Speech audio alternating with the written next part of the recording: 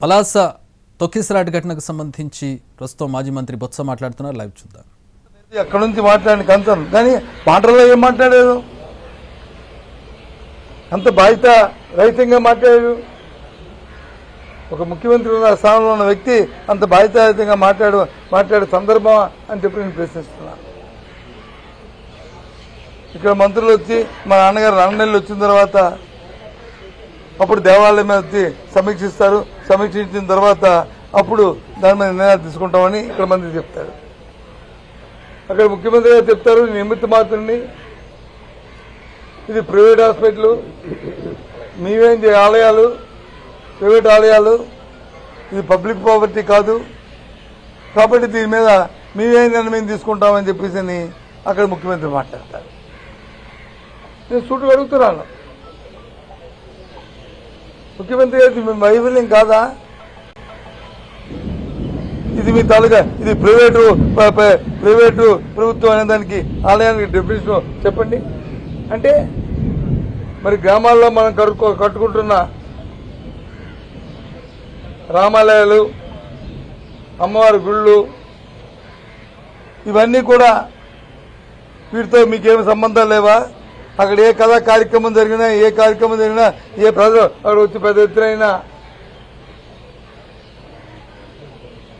దాంట్లో ప్రభుత్వానికి ఏమీ సంబంధం లేదా? ఏంటి మీరు ఎలక్షన్, ఏంటి మీరు మాట్లాడుతుంది? మీ డెఫినేషన్ ఏంటి? అంతెందుకు? ఇది ప్రభుత్వంలో లా అండ్ ఆర్డర్ ఎవరి దగ్గర ఉంది? హోంమంత్రి ఉంది కాదు కదా, ముఖ్యమంత్రి కదా లా అండ్ ఆర్డర్ మెయింటైన్ చేస్తుంది. శాంతి భద్రతలు పర్యవేక్షిస్తుంది ఎవరు? ముఖ్యమంత్రి గారే కదా. ఇది ఈనాడు పేపరే కదా, ఇది మీకు గెలిచే కదా. ఇందులో ఏదైనా వస్తే ప్రభుత్వం తాలూకా మా తాలూకా భావాన్ని, ప్రభుత్వం తాలూకా ఆలోచనని ప్రభుత్వంకి మరి ఒక జనస్ కాపీలా పనిచేస్తుంది కదా. ఇది ఎవరినైనా దుమ్మెత్తిపోయడానికి, ఎవరినైనా వేరే చుమ్మడానికి, ఎవరినైనా సరే లేని మచ్చల్ని ఉన్నాయని చెప్పడానికి మరి ప్రయత్నిస్తారు కదా ఈ పత్రిక.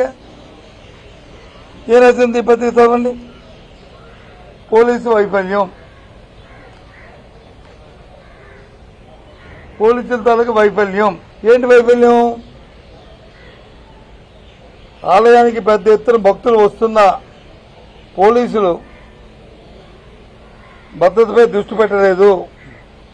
ఆ మార్గంలో వాహనాలు రాకపోకలు క్రమబద్ధమైన చర్యలు తీసుకోలేదు.